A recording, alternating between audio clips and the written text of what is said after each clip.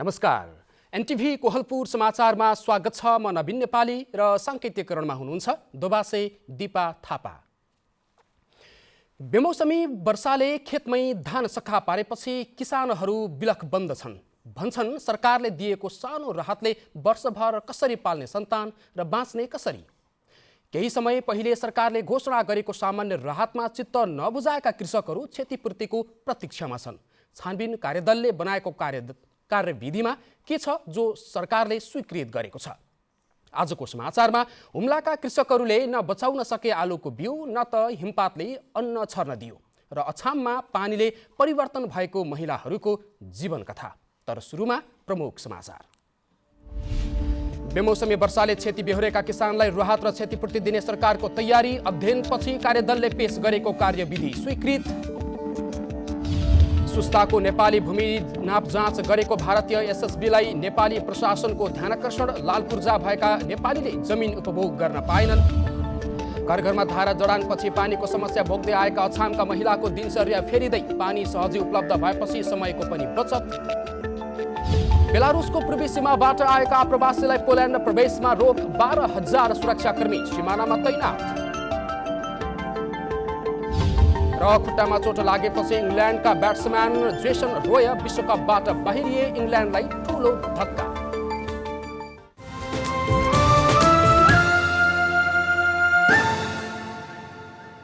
समाचार अब विस्तारमा।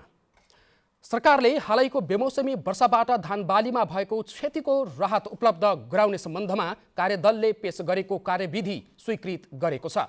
मन्त्री परिषदको गत कार्तिक 8 गतेको बैठकले बेमौसमी वर्षापछि बाढी र डुबानका कारण धानबालीमा भएको क्षतिको अध्ययन गर्न कार्यदल गठन गरेको थियो।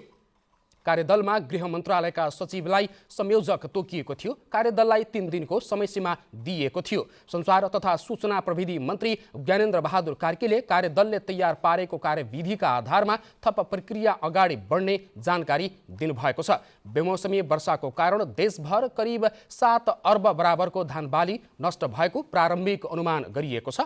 मन्त्री कार्कीले क्षतिका आधारमा पीडितलाई राहत उपलब्ध गराइनेमा दृढता व्यक्त गर्नुभयो। सरकारले 3 प्रदेशका प्रदेश प्रमुख परिवर्तन गरेको छ। हिजो बसेको मन्त्री परिषदको बैठकले कर्णाली, सुदूरपश्चिम र प्रदेश 1 को प्रदेश प्रमुख परिवर्तन गर्न राष्ट्रपति समक्ष सिफारिस गरेको हो। कर्णाली प्रदेशमा तिलक परियार, सुदूरपश्चिम प्रदेशमा देवराज जोशी र प्रदेश 1 को प्रमुखमा परशुराम खापुङलाई नियुक्त गर्नका लागि राष्ट्रपति समक्ष सिफारिस गरेको बताइएको छ। हाल कर्णाली प्रदेशको प्रमुखमा गोविन्द प्रसाद कलौनी र सुदूरपश्चिम प्रदेशको प्रमुखमा गंगा प्रसाद यादव र प्रदेश 1 मा सोमनाथ अधिकारी प्रदेश प्रमुख हुनुहुन्छ।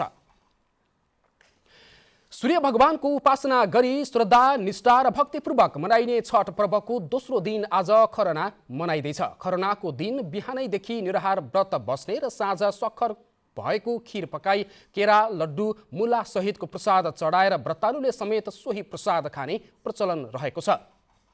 आज दिनभर उपवास गर्ने व्रतालुले सूर्यास्तपछि चन्द्र दर्शन गरेर आज यो विधि समापन गर्नेछन्। छठको तेस्रो दिन अस्ताउँदो सूर्यको पूजा गरिन्छ भने चौथो दिन उदाउँदो सूर्यको पूजा गरेर पर्व समापन गरिन्छ।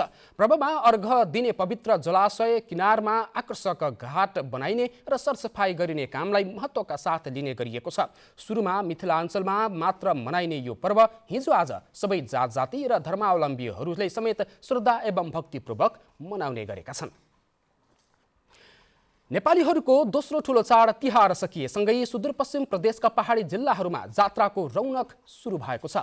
बैतडी, दार्चुला, डडेलधुरा सहितका जिल्लामा कार्तिक शुक्ल पक्षको सुरुवातसँगै जात्राको रौनक सुरु हुन्छ। कार्तिक शुक्ल पूर्णिमासम्म विभिन्न मठ मन्दिरमा जात्रा लाग्ने गर्दछ।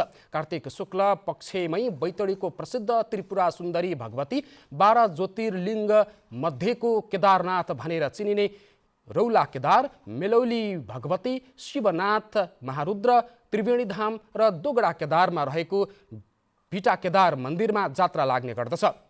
दार्चुला स्थित मालिकार्जुन धाम र डडेलधुराको उग्रतारा र भागेश्वर लगायत मन्दिरमा पनि भक्तजनको भिड लाग्ने गर्दछ। परापूर्व कालदेखि नै कार्तिक शुक्ल पक्षमा देवी देवताहरूको पूजा आजा गर्ने चलन रहिआएको संस्कृतिका जानकार जयानन्द भट्टले बताउनुभयो। शरद ऋतु देवी देवताको पूजा आजा गर्ने समय भएकाले सुदूर पहाड स्थित विभिन्न जिल्लाका शक्तिपीठमा जात्रा लाग्ने गर्दछ। भाइटिकाको दिनदेखि सुरु भई करिब 15 दिनसम्म विभिन्न ठाउँका मन्दिरहरूमा लाग्ने भएकाले जात्राको ऐतिहासिक र धार्मिक महत्त्व बढ्नुका साथै आफन्त एवं इष्टमित्रसँग भेटघाट गर्ने अवसरका रूपमा लिने प्रचलन रहेको छ। पश्चिम नवलपरासीमा तिहारको बेला विभिन्न स्थानबाट नियन्त्रणमा लिएको 5,74,000 रुपैयाँ बराबरको पटका प्रहरीले नष्ट गरेको छ। भारतबाट अवैध रूपमा नेपाल भित्र्याइएका विभिन्न प्रकारका पटका नियन्त्रणमा लिएर जिल्ला प्रहरी कार्यालय परिसरमा नष्ट गरिएको जिल्ला प्रहरी कार्यालयका प्रवक्ता राजु लामाले जानकारी दिनुभएको छ। यसैबीच बर्दियामा सशस्त्र प्रहरीले अवैध मूर्ति र कस्मेटिक सामान बरामद गरेको छ। बर्दियाको मानखोला पोस्ट टोलीले भारतबाट अवैध रूपमा भन्सार छली नेपाल ल्याउँदै गरेको सामग्री बरामद गरेको छ। बरामद गरिएका सामग्रीहरूमा एउटा 22 लाख रुपैयाँ बढीको पिकअप जिप पनि रहेको सशस्त्र प्रहरीले बताएको छ। यस्तै उक्त अवैध सामग्रीसहित बडैयाताल गाउँपालिका 7 बस्ने 24 वर्षीय कृपलाल यादवलाई नियन्त्रणमा लिई भन्सार कार्यालय बुझाइएको सशस्त्र प्रहरी उपरीक्षक बर्दियाका प्रमुख नरबहादुर रावतले जानकारी दिनुभएको छ। समाचारको क्रम जारी नै छ, एकैछिनको विश्राम।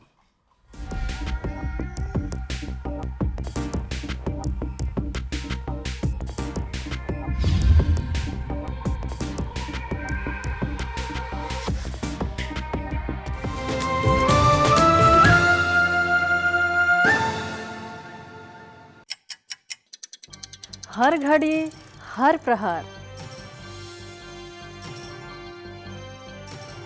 प्रत्येक गाउँ प्रत्येक सहर, के निकट के विकट, हरेक स्थितिमा हरेक परिस्थितिमा नीति विधि र प्रतिनिधिका कुरा, प्रकृति संस्कृति र प्रविधिका कुरा, हाम्रो समाचार, तथ्य सूचना, निष्पक्ष विचार, हाम्रो अभिभारा, तपाईको सूचनाको अधिकार।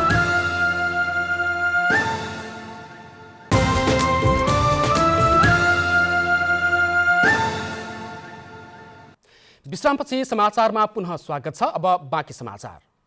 पश्चिम नवलपरासीको सुस्तामा भारतीय सीमा सुरक्षा बल अनुमति बिना नेपाली भूमिमा प्रवेश गरी नाप जाँच गरेको 3 दिनपछि नेपाली सुरक्षा निकायले निरीक्षण गरेको छ। भारतीय पक्षले सुस्तामा 19,480 हेक्टर जमिन विवादित घोषणा गर्दै जोतभोग गर्न दिएको छैन। विवादित भनिएको जमिनमा नेपालीहरूको लालपूर्जा छ, तर लालपूर्जा भएर पनि नेपालीहरूले खेतीयोग्य जमिन जोतभोग गर्न पाएका छैनन्। सुस्ता गाउँपालिका वडा नम्बर 5 मा पर्ने सुस्ताको कुल क्षेत्रफल 40,980 हेक्टर मध्ये भारतले 14,000 हेक्टर अतिक्रमण गरिसकेको छ भने 19,480 हेक्टर क्षेत्रफल विवादित भन्दै जोतभोग गर्न दिएको छैन। सुस्तावासीले जम्मा 7,500 हेक्टर क्षेत्रफलको भूमि मात्रै जोतभोग गर्दै आएका छन्। तर विवादित भनिएको भूमिमा नेपाली नागरिकको लाल पूर्जा सहितको जमिन छ। तर भारतले विवादित भनेकै कारण नेपालीले उक्त भूमि उपयोग गर्न पाएका छैनन्। र 19,480 हेक्टर अहिले विवादित बनेको जमिन हामी यो ठुलो फराकिलो चौक देख्न सक्छौँ। यो 19,480 हेक्टर जमिन छ।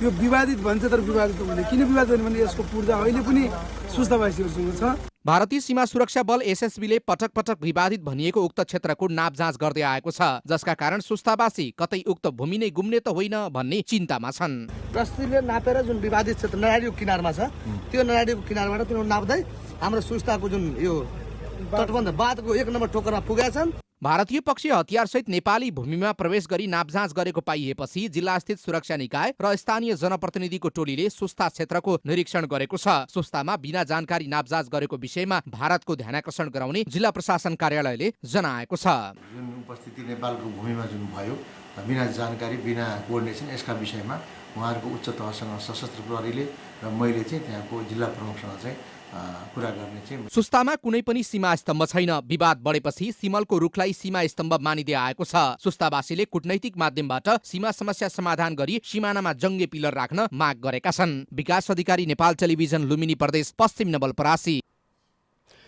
जलवायु परिवर्तनका कारण सुदूरपश्चिम प्रदेशको चुरे र पहाडी क्षेत्रमा पानीको अभाव बढ्दो छ। पानीको समस्याको कारण ग्रामीण क्षेत्रका गृहिणीहरूलाई घरधन्दामा झनै स्वास्थ्य छ। यस्तै समस्या भोग्दै आएका अछाम जिल्लाका महिलाहरूका लागि निजी संस्थाले घर घरमा धारा जडान गरिदिएपछि दिनचर्या फेरिएको छ।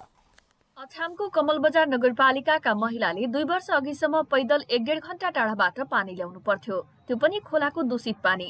विक्रमसम्म 2077मा बेलायती सहयोग नियोग युकेएडले धारा जडान गरिदिएपछि यहाँका महिलाहरूको दुःख कम भएको छ। आजकल त धेरै सुविधा आएको छ। पहिले त पहिले त हड धुएर पनि खाना आइन्छ। आजकल अब हप्ता दिनको 3 चोटि नआएको छ। बच्चाले पनि नआएको छ। हाम्रो छोरो बच्चाले पनि नआएको छ। कमलबजारकी 60 वर्षीय हिउँकला कामीले आफूले धेरै नै दुःख गरेर पानी ल्याउनु परे पनि अब बुहारीहरूको पालोमा पानीको प्रबन्ध सहज भएकोमा खुसी व्यक्त गर्नुभयो। बुढाकाल पायौँ हजुर, अब मर्ने समयमा के हान्ने सु पाइए। 4-5 घण्टा दूर जानु पर्दो। अहिले यहीँ घर लाइनखेरिमा यहाँ अब अहिले धारा आए, सबैतिर आए। घर नजिकै पानीको धारा पुगेपछि सिँचाइ गर्न पनि सजिलो भएको छ। हिजो तरकारी किनेरै खानुपर्ने अवस्था रहेकोमा अब आफ्नै बारीमा तरकारी लटरमै फलाउन सम्भव भएको छ। नेपाल जलवायु परिवर्तन सहयोग कार्यक्रम 2 जलवायु सङ्कटासन्नता समाधान 1 परियोजनाका जलवायु संयोजक विपिन कडेलले परियोजनाबाट कमलबजारका 33 घरधुरीका 213 जना जति लाभान्वित भएको बताउनु भएको छ। यो योजना सम्पन्न भइसकेपछि त्यहाँका जनताहरू धेरै खुसी हुनु भएको छ।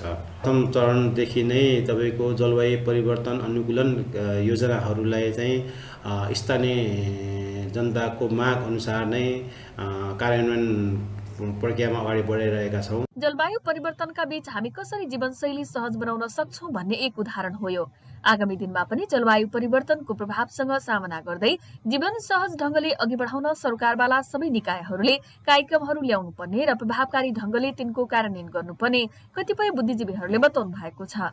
निर्मला खडायत, नेपाल टेलिभिजन, सुदूरपश्चिम प्रदेश, अछाम।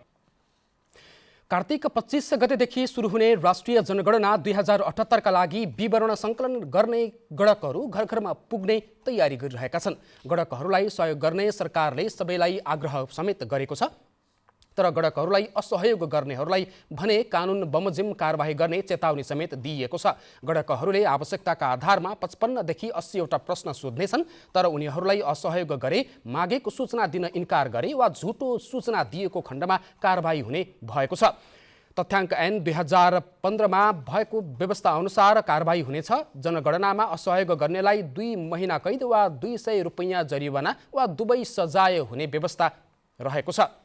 यस्तै जनगणना सकिएको 3 महिनामा प्रारम्भिक नतिजा आउने केन्द्रीय तथ्याङ्क विभागले जनाएको छ। यही कार्तिक 25 गतेदेखि आउँदो मङ्सिर 9 गतेसम्म हुने गणनाको पहिलो चरणको नतिजा आगामी फागुनको पहिलो सातामा आउनेछ। गणनाको लागि 40,000 गणक र 8,016 जना सुपरिवेक्षक तयारी अवस्थामा रहेका छन्। नेपालगञ्ज उपमहानगरपालिकाको भित्र सञ्चालनमा रहेका आधाभन्दा बढी व्यवसाय दर्ता नगरेरै सञ्चालन गरिएको पाइएको छ। नेपालगञ्ज उपमहानगरपालिकाले सार्वजनिक गरेको व्यावसायिक वातावरण सर्वेक्षण तथ्याङ्क विश्लेषण निदान कार्यशालामा दिएको जानकारी अनुसार नेपालगञ्ज उपमहानगरपालिका भित्रमा सञ्चालन भएका 7,187 पसल व्यवसाय मध्ये आधा दर्ता बिना नै सञ्चालन भएको पाइएको हो। नेपालगञ्ज उपमहानगरपालिकाका प्रमुख डाक्टर धवल शमशेर राणाले उपमहानगरका उद्यमीहरूलाई टेवा दिने र नयाँ उद्यमीहरूलाई प्रवर्धन गर्न GIZ-सँग सहकार्य गरेर कार्यक्रमको तयारी गरिरहेको जानकारी दिनुभएको छ। कार्यक्रम अन्तर्गत च्याउ पकेट क्षेत्र प्राङ्गारिक वा जैविक मल उत्पादन प्रवर्धन कार्यक्रम लगायतका रहेका छन्। हुम्लाको सिमकोट गाउँपालिकामा किसानले हिउँदमा खाने र बिउका लागि प्राकृतिक रूपमा शीत भण्डार गरिराखेको आलु कुहिएको छ। 3 दिन लगातार परेको वर्षाले सिमकोट गाउँपालिकामा खाल्डो खनेर जमिन मुनि राखिएको आलु कुहिएपछि लाखौं रुपैयाँ खेर गएको छ। घरको बारीमा खाल्डो खनेर जमिनमा राखिएको आलु वर्षाको कारण कुहिएर काम नलाग्ने भएपछि फाल्नु परेको कृषकहरूले बताएका छन्। घर नजिकै खाल्डो खनेर प्राकृतिक रूपमा राखिएको आलु जमिनमा गाड्ने प्रचलन रहेको छ, तर यसपटक सबै आलु कुहिएर काम नलाग्ने भएपछि बिउको लागि समेत समस्या भएको कृषकहरूले बताएका छन्। यस्तै हुम्लाकै लिमिका 3 गाउँका किसानहरूलाई खेतमा उवा छर्न सकस भएको छ। कार्तिक पहिलो हप्ता बाक्लो हिमपातले जमिन श्वेतामय भएपछि किसानले उवा छर्न नपाउने भएका हुन्। लिमीको हल्जी गाउँका कुञ्जोक लामाले खेतमा 3 फिट हिउँ जमेपछि वर्षको एक बाली पाक्ने उवाको बिउ छर्न नपाएको बताउनु भएको छ। हुम्लाको सिमकोट गाउँपालिकामा किसानले परम्परागत रूपमा भण्डारण गरेको आलु वर्षाको कारण कुहिएर काम नलाग्ने अवस्थामा पुगेको छ। जमिन मुनि राखिएको आलु कुहिएपछि लाखौं रुपैयाँ खेर गएको छ। यस विषयमा त्यहाँका कृषकहरूले के भन्छन् त, हेरौँ आजको आवाजमा।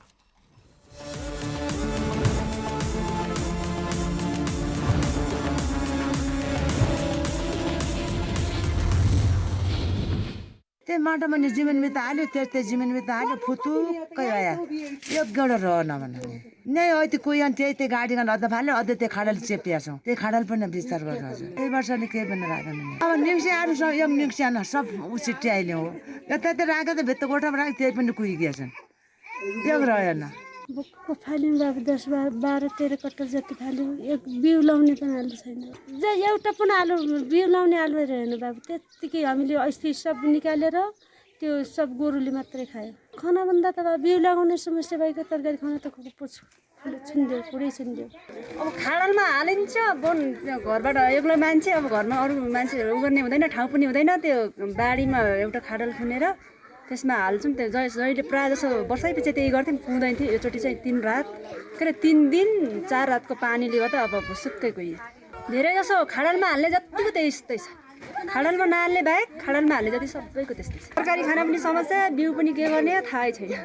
झन् अब यो आलुहरू गरेपछि झन् फाइदा हुन्छ भनेर आलु लगायो 3-4 जग्गा, कामै नलाग्यो। मेरो त 8 थैला हालिया हो, 1 थैलो लगा लाग्यो माथि मुखमाइको लगा लागेर डास्यौँ र त्यही नपाएन उ गऱ्यौँ। मुनिका सबै गाड्दै उ गऱ्यौँ त टिप जाइ त आयो, अनि परि डिलो परि फालिलिउँ। खाडल त्यसै उगाडै, केही हालिया पनि नै, केही पनि नै, त्यसै छ। खानापिना त 8 जनाले बिउै पनि के पो गर्नु। एक खाडलमा 3 कट्टा, एक आधा, एक खाडलमा 3 कट्टा, एक आधा हाल्यो। अनि अर्को खाडलमा 3 कट्टा, 2 ठुलो 1 नाना हाल्यो। 3 खाडलमा कुहियो, सुकै पाकै। अब बिदुसो पनि हाल्यौँ, हाल्दाखेरि अब पानी पऱ्यो, पछि एकले यद्दा अक्क कुहियो, अक्क यद्दा अक्क कुहियो, सब यद्दा त अब केही कम नलाग्ने भयो, सबै खत्तम भयो। बिउकै लागि यो रोइ लाग्ने भयो के आलु त अझ उत्यति पनि मुन ढुक्क भयो। पहिले खाइले रोइ लाग्ने पुरै गयो आलु। तले पानी आयो होला, पाल ढाकिया हो भाउ, त्यहीँमा पाल ढाकिया हो। ऊ पानी पर्सी जाला पनि त्यो बर्खादा ठुलो ठुलो गिर्न छ, पाल ढाकिया हो। अर्को पाल ढाकिया हो, केही भाउ चलेन। त्यहाँ त पर स्याउको खाडल कुहिया नै हो, अचमा मान्दछौँ। ऐति हेरेर कुहिया नै, ऐति आयो बर्खाले कुया छ, त्यस्तै त होला। अब यहीँ त कुहिया छ, हामीले त पुछ्या न्यान गऱ्यौँ। अगाडिलाई मन्टुले कुहियो भनेर होइन त कि हामीले कामाले पनि काट्न पायौँ न। अहिले पछाडि काम सैतियो थियो, हेऱ्यौँ त अहिले खत्तम। ठुलो खाडल थियो, पर बिसैन 5 कट्टा जाने खाडल थियो। ऐति हप्पै खोइरिहाले त्यहाँ हप्पै त्याउँदा हालिकन माठाले ढाकिल्या। तरकारी खाने पनि आलुवा छैन।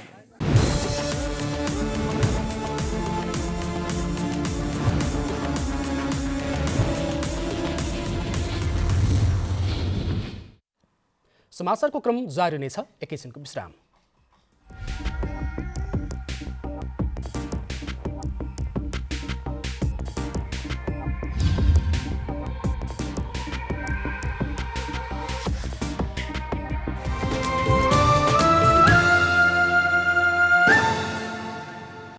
तपाईँ एनटिभी कोहलपुर हेर्दै हुनुहुन्छ। अब बाँकी समाचार। कार्तिक 7 गतेबाट सुरु भएको नेपाल वायु सेवा निगमको धनगढी बझाङ उडान अनियमित हुन थालेपछि यात्रु समस्यामा परेका छन्। कार्तिक 19 गते शुक्रबार उडान भरेको निगमको जहाजले त्यस यता उडान भरेको छैन। बेमौसमी वर्षापछि आएको बाढी र पहिरोले बझाङलाई अन्य जिल्लासँग जोड्ने एक मात्रै जयपृथ्वी राजमार्ग सञ्चालन नभएकाले जिल्ला बाहिर जाने यात्रु समस्यामा परेका हुन्। बझाङमा गत वर्षदेखि नियमित उडान भर्दै आइरहेको निजी विमान कम्पनी समिट एयरले अहिले दैनिक 2वटा उडान गर्दै आएको भए पनि यात्रुको चाप अत्यधिक रहेको छ। नेपालमा आज थप 533 जनामा कोरोना भाइरसको संक्रमण पुष्टि भएको छ। 16,736 जनाको नमुना परीक्षण गर्दा 533 जनामा संक्रमण पुष्टि भएको स्वास्थ्य तथा जनसङ्ख्या मन्त्रालयले जनाएको छ। यस्तै पछिल्लो 24 घण्टामा 484 जना निको भएका छन्। कोरोना संक्रमणका कारण थप 1 जनाको मृत्यु भएको छ। यो सहित नेपालमा कोरोनाबाट मृत्यु हुनेको संख्या 11,454 पुगेको छ।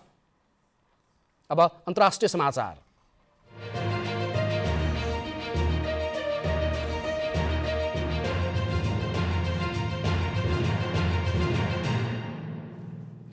पोल्यान्डले बेलारुसको पूर्वी सीमाबाट आफ्नो देश प्रवेश गर्न खोज्ने सयौं आप्रवासीलाई प्रवेश दिन स्वीकार गरेको छ। सयौं आप्रवासीले काँडेतार भत्काउँदै पोल्यान्ड प्रवेशको प्रयास गरेपछि उनीहरूलाई रोक्न थप 12,000 सुरक्षाकर्मी सीमा क्षेत्रमा तैनात गरेको छ। आप्रवासी मध्ये धेरैजसो मध्यपूर्व र एसियाका रहेको खबरमा उल्लेख गरिएको छ। पोल्यान्डले प्रवेश नदिने र बेलारुसले फर्कन नदिएको कारण 0 डिग्रीको चिसोमा धेरै आप्रवासी जङ्गलमै बस्न बाध्य भएको र केहीको ठ्याङ्ग्रिएर तथा भोकले ज्यान गएको जनाइएको छ। युरोपेली सङ्घले बेलारुसका राष्ट्रपति अलेक्जेन्डर लुकासेन्कोले नै आप्रवासीलाई अन्य देशमा पठाउन भूमिका खेलेको आरोप लगाएको छ।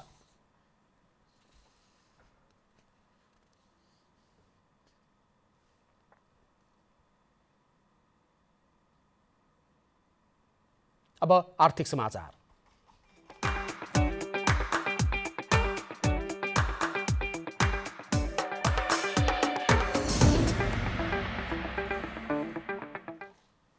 शेयर बजार परिसूचक नेप्से आज झण्डै 80 अङ्कले घटेको छ। नेप्से आज 79.79 अङ्कले घटेर 2749.85 बिन्दुमा झरेको छ। आज सबै समूहको शेयर घटेको छ।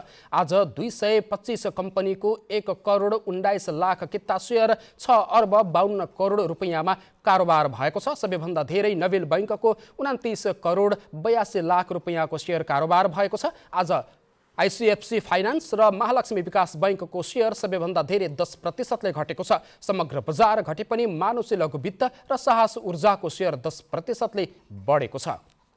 अब खेलकुद समाचार।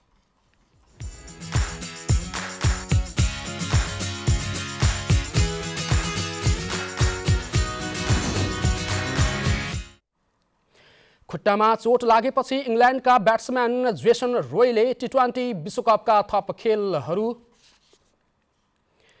खेल्न नसक्ने भएका छन्। उनको स्थानमा जेम्स भिन्सलाई टोलीमा समावेश गरिएको छ। सुपर 12 को अन्तिम खेलमा दक्षिण अफ्रिका विरुद्ध पराजित हुने क्रममा रोय चोटग्रस्त बनेका थिए।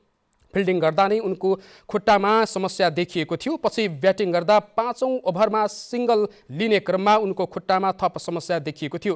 उनको देब्रे खुट्टाको मासु च्यातिएको बताइएको छ। इङ्ल्यान्डका ओपनिङ ब्याट्सम्यान रहेका रोय घाइते भएपछि विश्वकपबाट बाहिरिएका छन्। रोय खेल्न नसक्ने भएपछि इङ्ल्यान्डलाई थप समस्या पर्ने देखिएको छ। इङ्ल्यान्डले सेमिफाइनलमा भोलि न्युजिल्यान्डसँग खेल खेल्दैछ।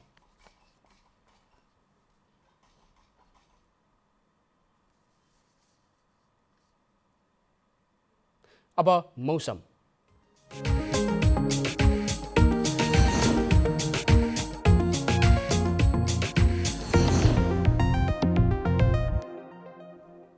आज देशका पूर्वी प्रदेशका पहाडी भूभागमा मौसम आंशिकदेखि सामान्य बदली रही बाँकी भूभागमा सामान्यतया सफा रह्यो। आज राति पनि देशको पहाडी भूभागमा आंशिक बदली रही बाँकी भूभागमा मौसम सामान्यतया सफा रहनेछ। अब मौसम सम्बन्धी थप विवरण।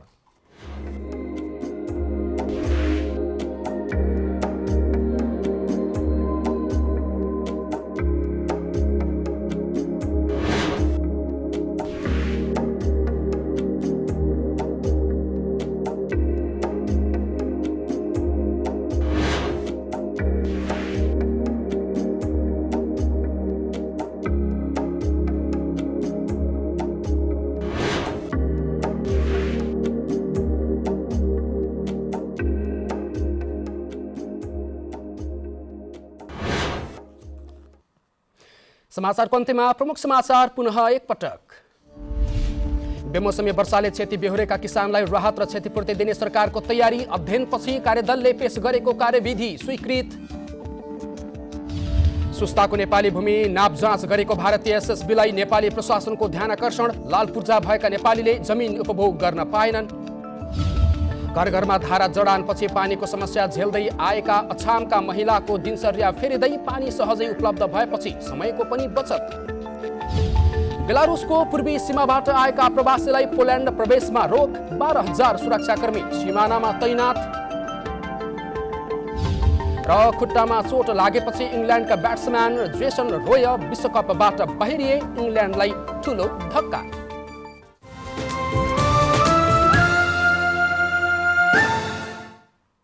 अवस्था अहिलेलाई समाचारको सिलसिला यति नै। बिदा दिनुहोस्।